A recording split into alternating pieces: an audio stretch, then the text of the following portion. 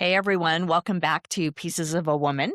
I'm Cristie North. And I'm DeAnna Robbins. It's good to see you. It's good to see you. So what have you been doing since we last The got obvious, together? I look like I've been kissed by the sun. Actually, it would look better if I had. You look great. I did a microneedling. I Uh-huh. don't think I've ever done a microneedling. I've done some other stuff that kind of created the same appearance, but I did microneedling yesterday. Did not think about, we're going to be recording today. I might want to consider that, but Okay, so tell me, does it hurt? I've never done microneedling. You haven't? No. Okay, so this place that I went to completely numbed my face with medical grade numbing cream. Okay. And she was talking about how painful it is without the numbing because she does it to herself. And I did not feel a thing. Wow. My face was so numb. So I couldn't say whether, some people go, I will never do that again, or that wasn't so bad. I didn't feel anything. Came home and she just said for 48 hours, no sweating. So you can't do really a steam shower. You should no working out.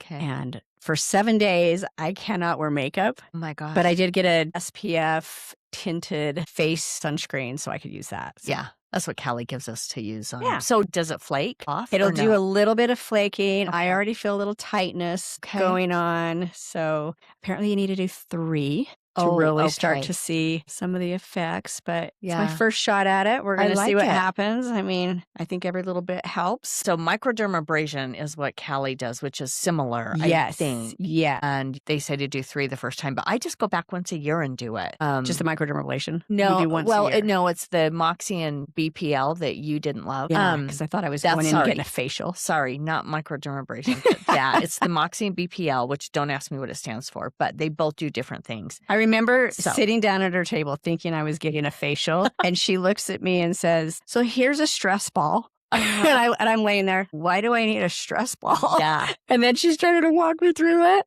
Yeah. And I think it was an hour of me in anxiety ridden. I know. It was so funny. Well, good for you, but you look great. I went in for a little something the other day, and the gal treating me had a peel done, and literally her skin was just peeling. And I was so impressed. Of course, when you're working in that environment, it's easy to get away with it. But when you're somewhere else and your face is peeling like that, everybody's like, we know what's going on. She was darling, and it looked great. We have one of our the things we do. One of our girlfriends. So I swear, every time we are hosting a bereaved mother's retreat, she gets a face peel. Really? And I think she does it because she knows she's going to have a 3-day weekend. Yeah. And she's just going to be kind of, laying back as we do the retreats. But every time her face is peeling at the dinner table. Love it. Smart move. I give her such a hard time. Smart move. Okay, so you have brought up a really good topic for us today to dive into. So go for it. Thought it would be interesting to talk about marriages and the financial structure. Yeah. The, conversation around who's the CFO in the marriage. Okay. And dive into what that looks like, probably, between the two of us, because I don't know exactly how yours is. Yeah. We don't talk about it. Yeah. You don't know how Kenny and I do ours. Right. But yeah, I'm willing to be open. And we both had prior marriages. Maybe it was different in the other marriage. And maybe we took something from that, or we eliminated and did something different in this marriage. Absolutely. It's a great topic. But actually, I think, I really would like to see it go towards, do you know everything you need to know? Yeah. And if anything were to happen, God forbid, whether it was a divorce or one of you passing, would you be equipped to be able to pick up and move forward? So let's dive into it. Okay.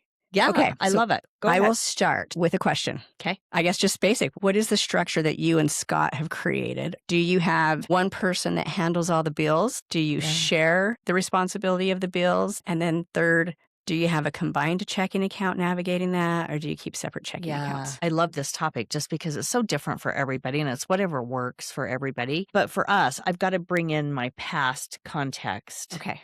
Because I think it's important. I have never just had a joint checking account with either my current husband or my ex-husband. It's always been, we have a joint and then we each have our separate account. And I think just because I've always worked, and for me, it wasn't necessarily to hide anything. It was more of, it's just easier. We have the joint to pay all the bills. So you both put into that. Yes. A hybrid. Yeah. Maybe of which we should get into different models of how people do their finances. And I think it's just simple, because if I'm spending money going to the grocery store or spending it on shopping or whatever, to just have my own money to know what I can spend and can't spend, right? And we've done it usually within budget, especially a long time ago. But I want to preface this just because I think it's important. In my last marriage, I did all the finances. So you took care of everything. I paid all the bills. I took care of everything. I managed the household, but we always made financial decisions together, big ones, obviously. Yes. Big purchases. But overall, I did everything. Going into this marriage, it's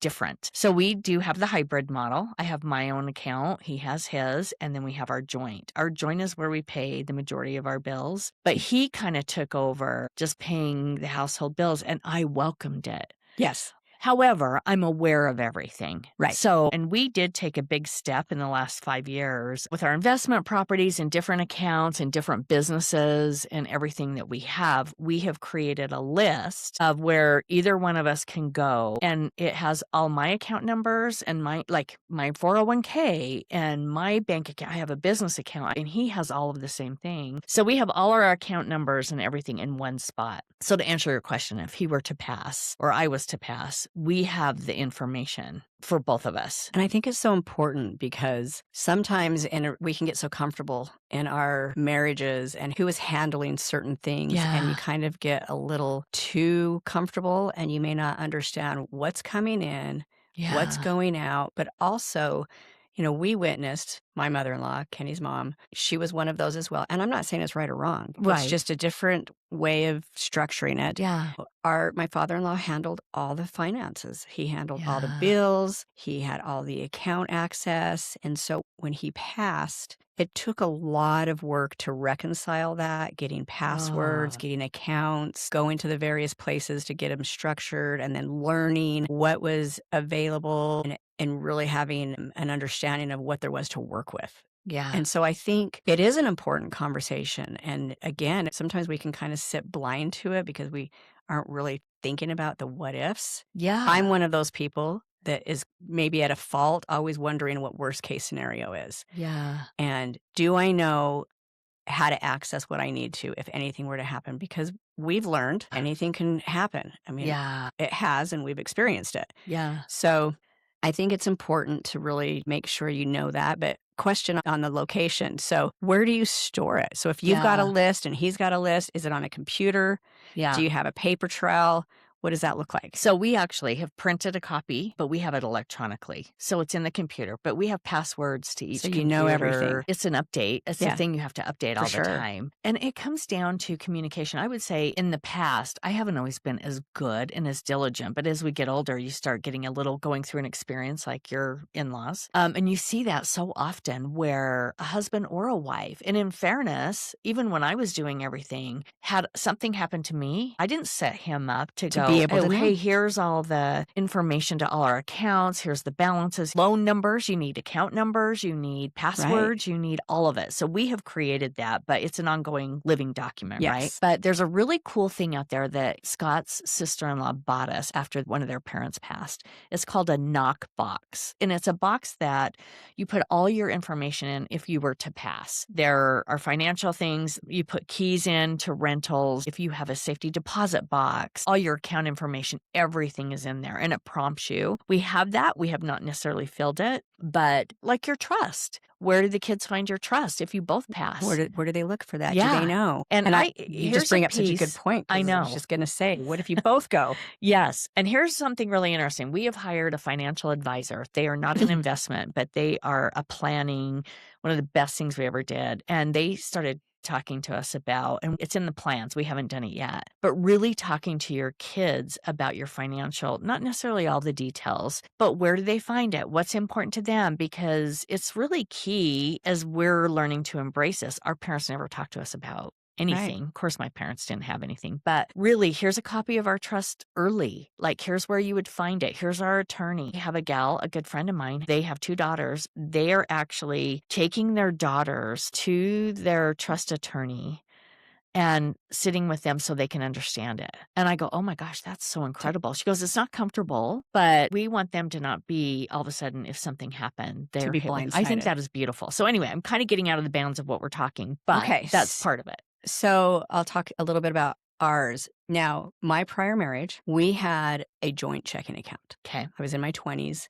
That made sense. I didn't know any different. Yeah. First, marriage and creating a structure and a family structure. And so we had a joint checking account and it worked and it did not work. Oh, okay. We were both contributing. We were both working. And I remember every week we would balance the checkbook together. Wow. Well, And yeah, but that was a common thing back I then. dreaded that day. I dreaded it like nobody's business because I was spending more money than he was. And I would have to go through every expense with him, even though, in my mind, I'm also making money, so I'm having to answer to it. But when you're in a combined structure and you're married, it is a combined financial responsibility. And I was in my 20s. I don't know that I was making the best decisions. And I remember him being super frustrated quite often. And I would have to go on little budgets. And I always exceeded them, or we weren't in the same place when it came to what expenses were standard. Yeah. Like, as an example, I worked in a professional office. So, I was buying clothes to dress professionally. Yeah. And then on top of that, they also needed to be dry cleaned. Yeah. And so those became conversations that got pretty heated, that I had clothes for work. And then I also had to have the expense of the dry cleaning. And people could be laughing at that or saying, what? Is that really a thing? Yes, that was really a thing in our financial conversations. And so coming out of that and going into my relationship with Kenny, we did it very differently. I have always had my own checking account and he's always had his. Yeah. We do not have a shared checking account. Okay. I pay a certain portion of the bills and he handles a certain portion. We just have kind of gravitated towards what those look like. Yeah. And we don't worry about it. At the same time, that could create some challenges, if something were to happen. Yeah. And so I think, to your point, making sure we've got that all outlined. Where are the accounts? How do you access them? Yeah. I can get on Kenny's computer at any point of the day and access it, and I could probably find everything. Yeah. Is that efficient? Probably not. So we probably need to do some work on making sure we've got all that dialed in. He said that he's created a list so that I have all the passwords, but he doesn't have access to any of the stuff that I pay. Oh, okay. Or the accounts. And so we do have some work to do. Yeah. But it's interesting because it also creates this freedom of being able to spend without necessarily having to answer to it. Now, there's the other side of that, right? Yeah. It's good. It's got its pros and it's got its cons. Yeah. So that brings me to my next question. Okay. Is there in your structure, and I'm asking our audience, in your structure, is there a common agreement on how much can you spend without having a conversation about it? Yeah. Because are you making big purchases? Does it matter? Yeah. Can you spend whatever you feel at the moment? Or do you have a understanding that it affects both of you financially and you should be having those conversations? What does that look like? So I think that's a really good question. I think a limit is different for everybody, right? So I have a savings account. He has a savings account. My savings account, that is for things like maybe I'm going to buy, I don't know. Now that I'm getting older, I feel like the expensive part is the maintenance of really the skincare, that I'm spending more money on all of that stuff. It's crazy. Anyway, it might be a purchase of maybe some really expensive shoes or whatever. But I would say big expenses for us it would be a car purchase. It would be furniture, anything major. I say that lightly because furniture is a big one if you're buying really nice furniture. But then accessories or that kind of stuff. He's never going to spend money on it. That's the stuff. He's not going to care that you're out buying every seasonal holiday decoration. He has no say. He has no say. No. But I wanted to clarify something really quick too on that. So when I say I have a personal checking and he has a personal checking, to simplify things, he is actually on my personal checking account and I'm on his, but I never look at his and he never goes into mine. I just want to see, because if he were to die, that would be a nightmare, right? Yes. He couldn't access. So just a clarifying on that. But I don't know if we have a limit. Maybe when I was younger, that would have been more important. Today, it's a little different. But what about for you? What's your limit? That's a great question. And and it's interesting because we don't really have one established. I'm probably more sensitive to it than he is. Okay. So if he were to just go out and purchase a boat and not have a Oh, conversation yeah. with me. What if he did that? Huh. That's never happened. Yeah. I probably would be more sensitive to, did we have this conversation? Did we talk about it? Are we both in agreement to it? I mean, that's a Yeah. big deal. He and I have learned that we have a different style of communication. He thinks that if he brings it up, that means we agreed to it. Oh, okay. I got it. If he talked about it. Yes, if you talked about it, Yeah. then we're all on the same page. Uh-huh. It's so funny because you think we've been together, 27 years? Yeah, it's a long And time. we're still learning what the other person meant by that Yeah. conversation. Yeah. But then if I could purchase something and Kenny would not even bat an eye. Yeah. He would never shame me for it or question me about it. So Like a car or something. yeah, I don't know that he would. I did a big purchase. Uh-huh. I want to really talk about this one too. Okay. Because I imagine it's happened in every marriage at some point, maybe not. Did you make a purchase that the spouse didn't know about? It could be small, it could be big. And then what did it look like when they learned about this purchase? Okay. So you have a story. You go first. So I had never done it. So I'm Okay. pretty open. I had never done it. Okay. Now with my prior marriage, because we had the challenges with what I did spend and going over it every week, I found myself hiding purchases. Okay. And I think so- that's so common, Cristie. And so I was so afraid of what it was going to look like each week that I was kind of hiding stuff. I mean, Uh-huh. in my 20s, I'm just going to throw it out there. There were points in time where I was shopping, putting it in my trunk. And then when he left for the day, then I would unpack it, put it in my closet. Not proud, but there were moments that happened. So Kenny and I, because we had never really had these tough conversations around, we should probably be discussing big purchases because Yeah. he was in the same mindset. If he wanted to buy something, he bought it. He didn't connect the dots that we needed to talk about it. And so I played with that and wanted to see how it felt for me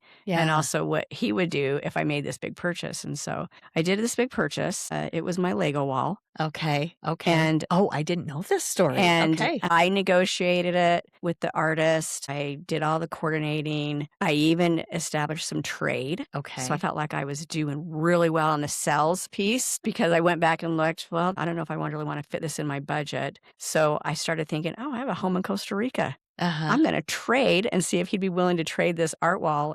Anyway, so I never really shared the exact amount. Kenny Uh-huh. knew about the wall. He knew it was happening. He never asked me. He didn't. Did not ask me Okay. because we don't share an account. Yeah. He knows if I'm going to do something, Yeah. I have the ability to do it. Right.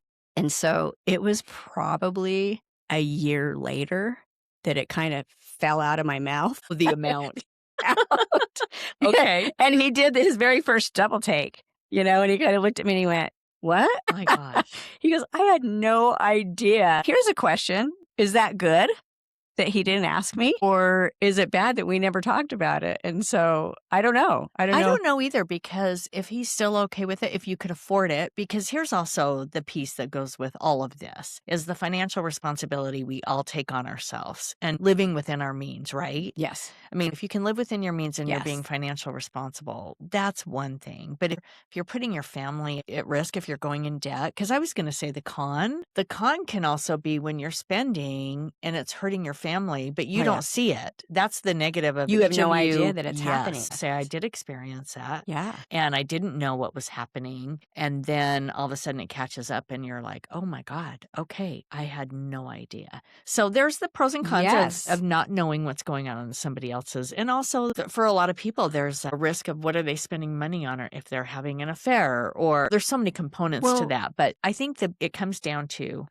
communication in your marriage and being financially responsible with yourself. And I know that sometimes one of the partners could be in this mindset of, I'd rather not have to deal with that. Yeah. I don't want to deal with the bills. I don't want to have to make those decisions. Yeah. I want it to be handled and taken care of. And I think that in a really good, open communication, trusting relationship, not that everyone is like that, but I think it can be okay. Yeah. But I also do think that there's a risk that comes with that, Yeah. that you don't know what's truly happening. And there could be some decisions being made that could put you at risk, or if something happened to the spouse that controlled everything and you are sitting there not having any idea of where to start. Yeah. That can leave you in a very vulnerable position. So I think finding a balance, starting the conversation, making sure you know how to access everything, you know what Yeah. it looks like, you know where the money is. I've heard stories where they thought they had a savings account